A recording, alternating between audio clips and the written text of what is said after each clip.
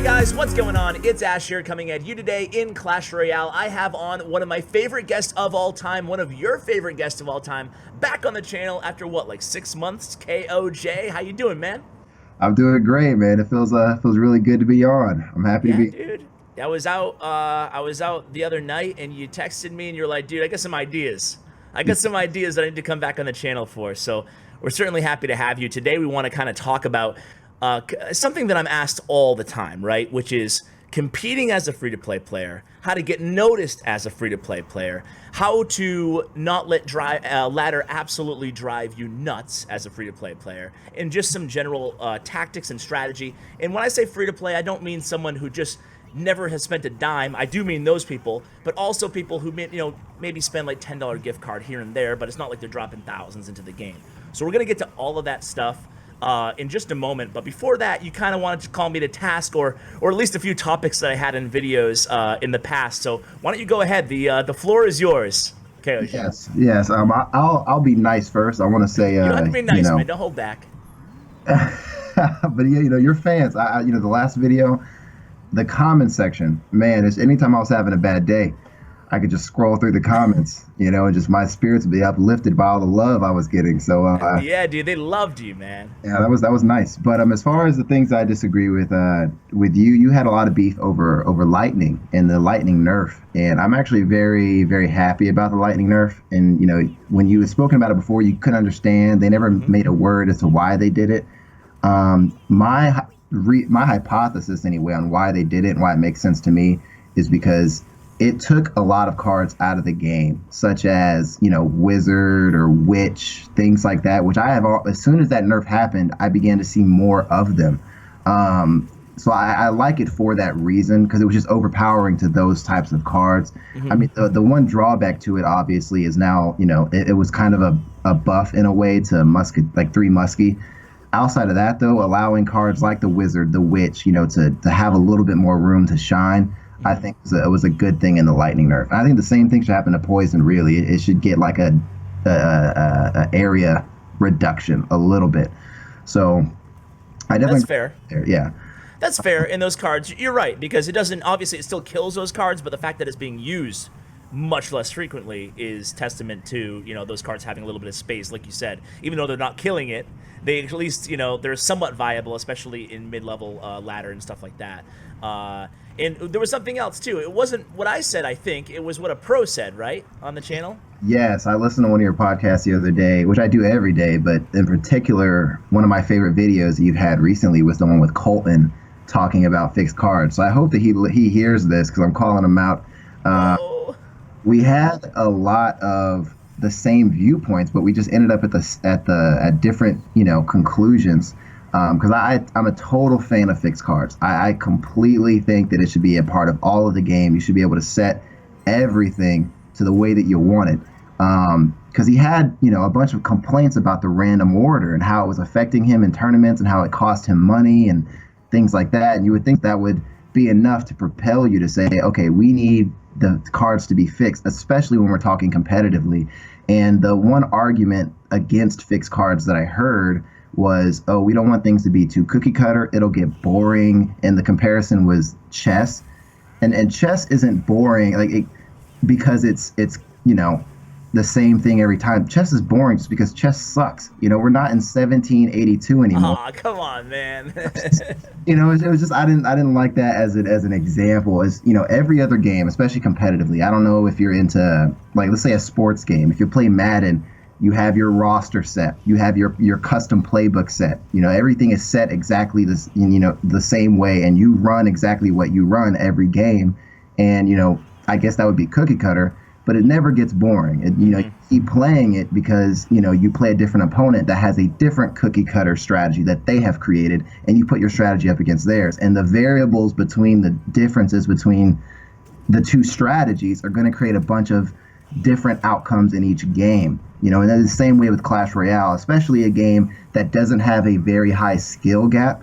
So it definitely should be, fixed cards. Because, in my opinion, the game is already cookie cutter.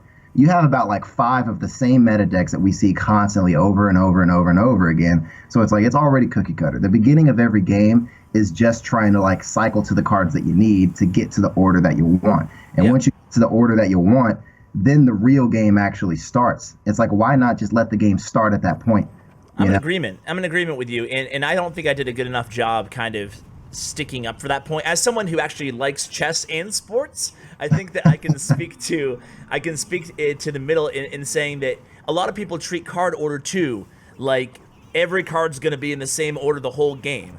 And that's not the case. It's just the beginning. It's just the in the order that you play them after that, there's billions and billions and billions and billions of possible outcomes, right? So it's not like, I think people look into fixed card order maybe thinking that it's going to make the game boring or something, but it's not that dramatic, I don't think, of a change to the game. Do you? It's not a change at all to the game.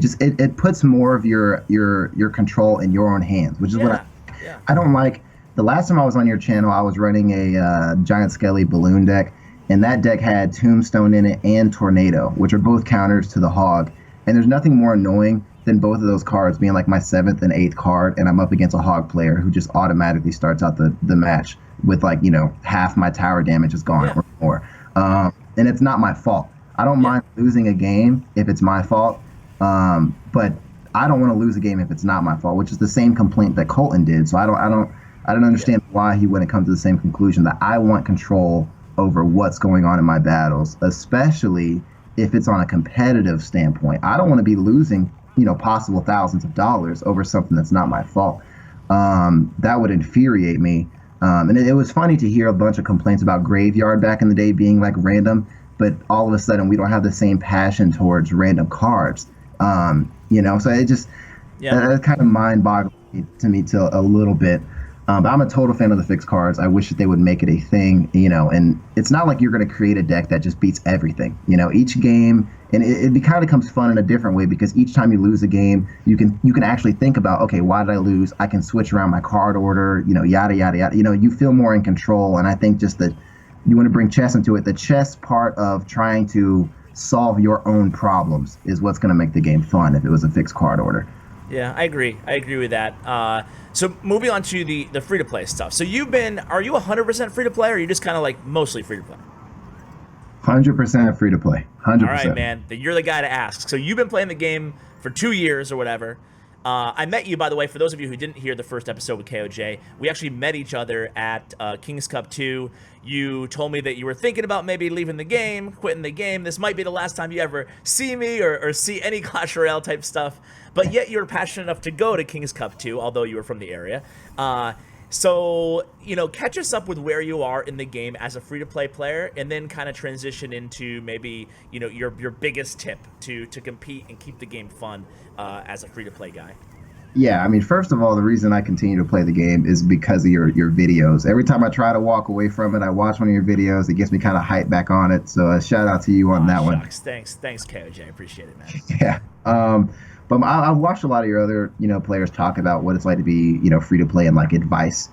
And I disagree with a lot of things that they say. I don't know if they're 100% free to play like me, which is why I would say, I probably disagree with them. But a lot of the tips that I heard before is, go after win conditions, constantly boost your win conditions, yada, yada, yada. And my thing is, if you're free to play or you don't spend much on the game and your goal is to be competitive, if that's the goal, if you're trying to just push on ladder and that's it, by all means, boost your win conditions because that's going to be very important. But if your goal is to actually like be competitive, then your goal really is tournament level standard. So if that's the goal, I wouldn't advise upgrading your win conditions. Instead, I would advise upgrading cards that each level really matters. For example, like a win condition would be a giant. The difference between a level like 9 giant and a level 10 giant isn't really going to be too much different tournament standard versus ladder.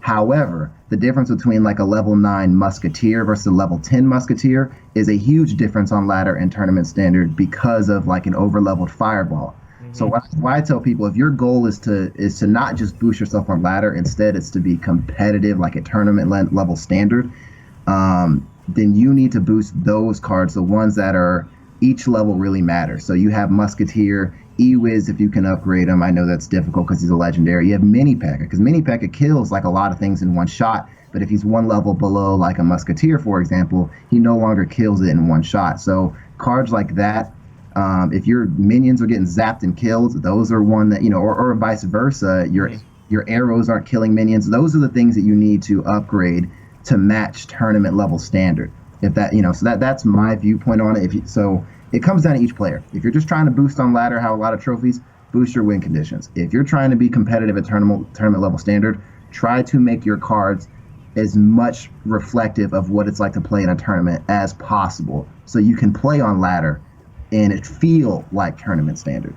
Does that make sense? Yeah, it does make sense. You're focusing on like the most valuable interactional profits that you can make when your card upgrades. So would you advise people how would you advise people to spend their time? Let's say they want to be a better player. Obviously, everybody does. They want to maybe start getting into the competitive scene a little bit, just see how good they are, maybe get involved with a better group of players, but they're free to play. So how should they be spending their time, and how should these people be kind of focusing their energy and their effort in-game? What should they be playing, and where should they be playing it?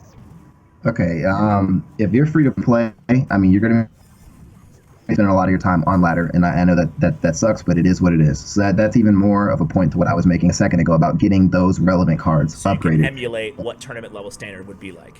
Exactly, but you have to be honest with yourself when you're on ladder, and that's a very difficult point.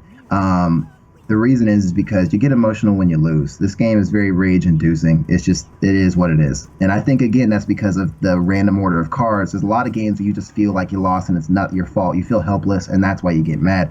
But my thing is, if you're on ladder, look at where you are.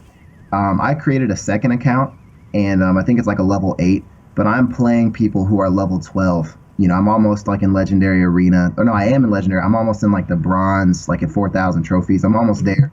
But it's like, if I lose a lot of matches up there, just because I'm 4 levels underneath the people that I'm playing. So if you're one of those people that's playing, you can't let that get to you that you're losing. You got to be real with yourself. You're 4 levels down the majority of the people that you play, and realize that's a testament to how good of a player that you are.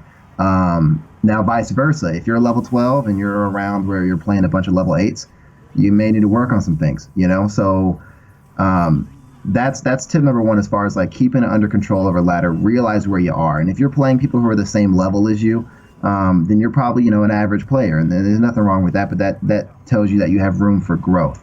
But as far as like getting noticed, there's a lot of venues out there. I know that you are running a path to pro type of thing, and I know that you on your Twitter run a lot of tournaments, in which I need to make a Twitter just so I can play in those tournaments, get some of those free cards. But I know that you do that, and so there's tons of things out there if you just do a little research, or you can play on the path to pro, or do like tournaments that to get your name out there and to become noticed. There's a lot of pro teams that are also always recruiting. Right now, I'm a part of the new pro team called the Non-Meta Musketeers, which is the NMM for short.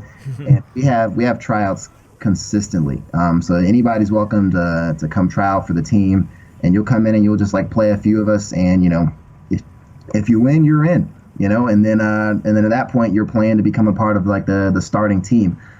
So if anybody's wanting to do that, feel free. Since we're new, we're always looking for growth at the moment right now anyways, but there's a lot of venues. You just have to be willing to put in the time to search where you want to go. That's a good point too, because like if you're new to the competitive scene, sometimes, and I'm not saying there's anything wrong with being a newer esport team, but sometimes it's advantageous to both you and the team to join kind of a newer team too, right? So you can, maybe you can stay there and grow with the organization, or maybe you can, dominate and say, hey, I could probably move on to another one too. There's a lot of different avenues you can go from there, but in terms of, and by the way, those Path to Pro and the tournaments are all sponsored by Plex Chat, so I should mention them. And I do daily tournaments every single day, 10Ks, and I stream them. So I think that if you win a bunch of tournaments, like win or place top 5 in a bunch of 10K tournaments, that you're kind of building a portfolio, a resume kind of for yourself in the game, which you can screenshot and present to whoever and be like, hey, this is what I got, this is what I've done, you know. And I think that really helps you, especially tournaments as a free-to-play player. When you finish high in 10Ks, I think it says a lot about your skill level. Anything, KOJ, anything else besides just the, you know, everything that we covered so far? Is there any tactics maybe in game that you apply? Any cards that you prefer playing when you don't have like max level cards in general? When you don't have max level cards, you have to be a little cheap. Which is why I love to use Giant Skeleton. Yeah, I was gonna say. I just gave you I opened the door for you to mention your Giant Skeleton. I love the Giant Skeleton for that reason. It's just, you know, my highest level card, period, in the game is still 2 levels below max. I don't have a single card that, you know, so all my commons even are still level 11. My rares are level 9, and my epics are level 6. And then, you know, my legendaries top ones are level 3. So I don't have a single card that is 1 away from max even still. So, you know, my thing is I like to use cards that give me a ton of value, you know, even though they're underleveled. So I play a lot of maxed people where I am. Once you hit around like 4,500 trophies, it's just, you're running into nothing but max account. It feels that way anyway, or very close to max accounts. So, you know, I love the Giant Skeleton. I could just drop him down and, you know, again, his worry about it. Not have to worry about it. You know, so you have to play cheap.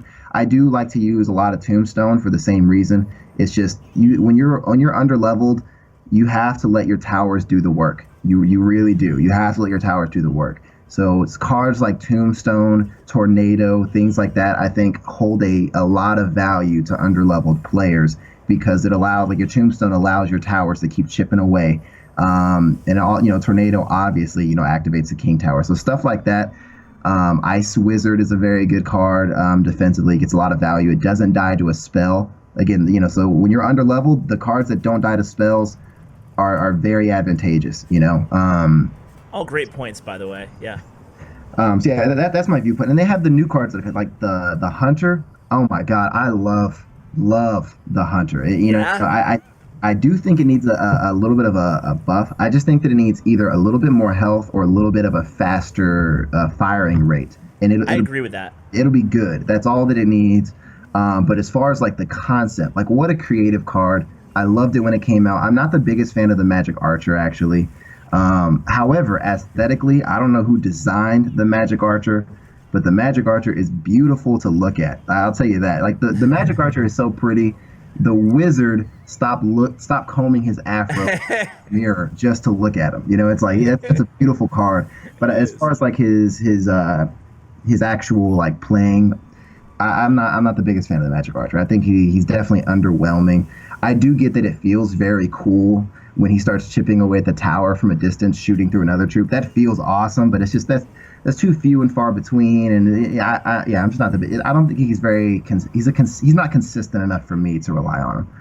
All right. Well, I have opinions, but I'll save them for both of those cards. I kind of agree and I kind of disagree on both of them, but I do want to mention one more thing before you let you go, because you had like a really cool idea for tower abilities, and it's transitioning a little bit away from the free-to-play conversation, and you wanted to share what you had in mind there? Yeah, I do think that some major changes could be made, like, to the game, or they're small changes, but I think they would be, for the fans, it would be huge for us. I mentioned in the last video like a tournament ladder, which I still really wish they come out with. Not to be, not obviously it can't be consistent because they got to make their money, and if they make a tournament ladder, no one will spend any time on the actual ladder. So I think it'd be a fun event, like once every month, even once every 2 months, where they just, you know, for a weekend we'll do tournament level ladder, and man, I bet you the game would blow up on that week. Everybody would be on. Agreed.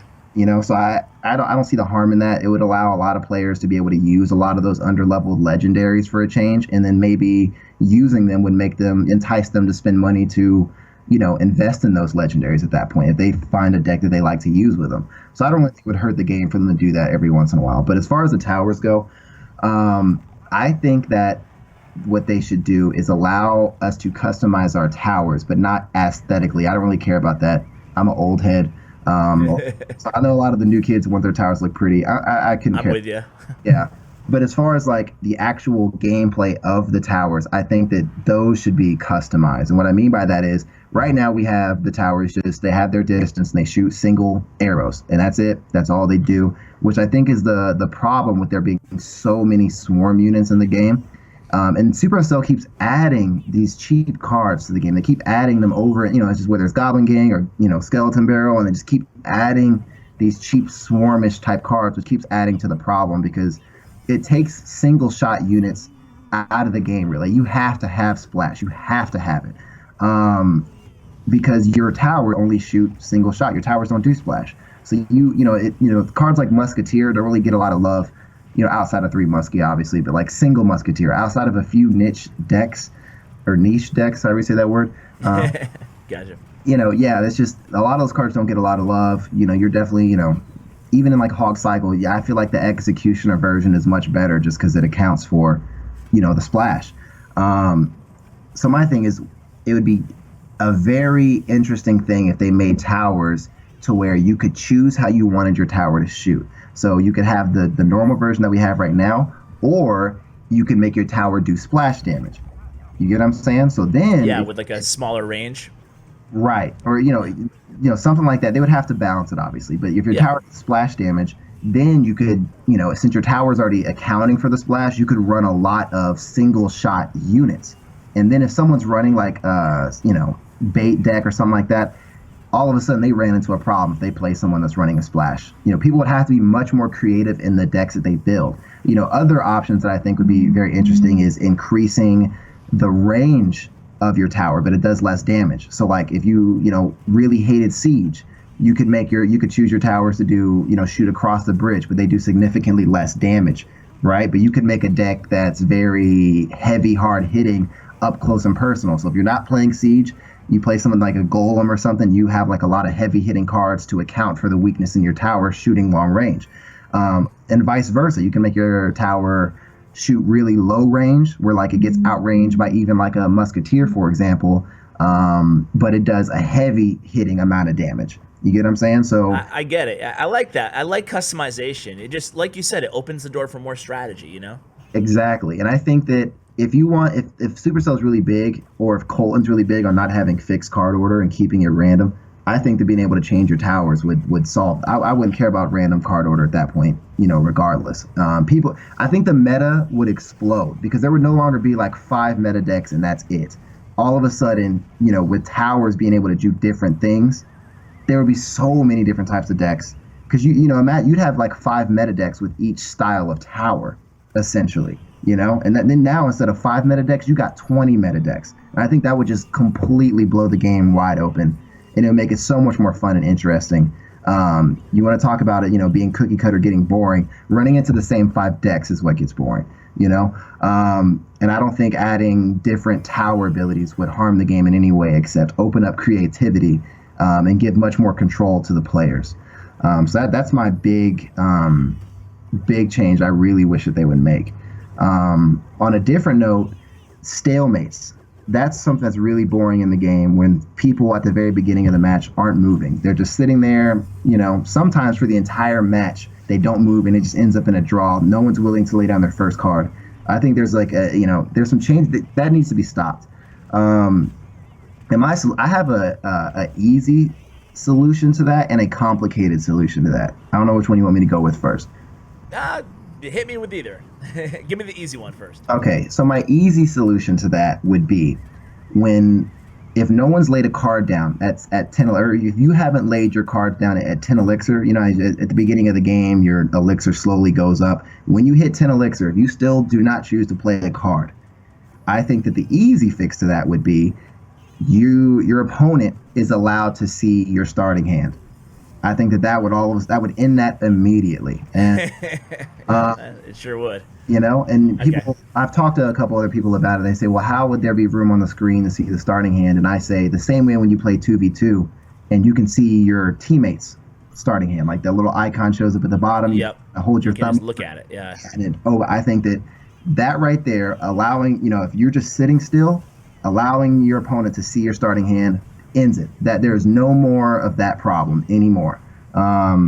I think that would be a good addition to the game. But if that's like too spy-ish, we don't want to see our opponent's hands. If that's too far, my complicated solution would be if you sit at 10 elixir, the reverse happens. So instead, your elixir starts to drop at the same pace going backwards. However, obviously it can't drop all the way to 0 because then you can't play any cards. So it would drop to whatever your cheapest card is in your hand. So then you are only able to play that card. So if you're running like a very tankish, if you have all the tanks in your hand, you have like Golem, P.E.K.K.A, Giant, and Sparky, your elixir would drop to 5. But now, if your opponent throws a hog or something, you can only play Giant. You can't play that P.E.K.K.A to counter it, right? Yeah. And same thing. That would definitely solve the problem. Exactly. Or vice versa. If they're running like a cycle deck and their cheapest card in their hand is an Ice Spirit, it would trickle all the way down to 1 elixir.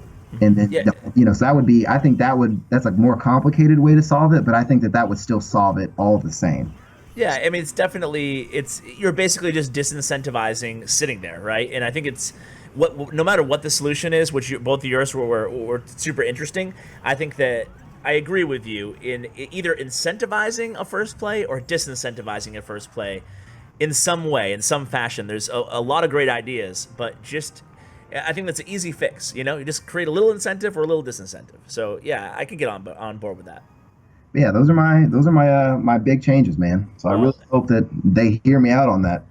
I'll make sure I tell them. Make sure you listen to KOJ. He's back on, and he's not.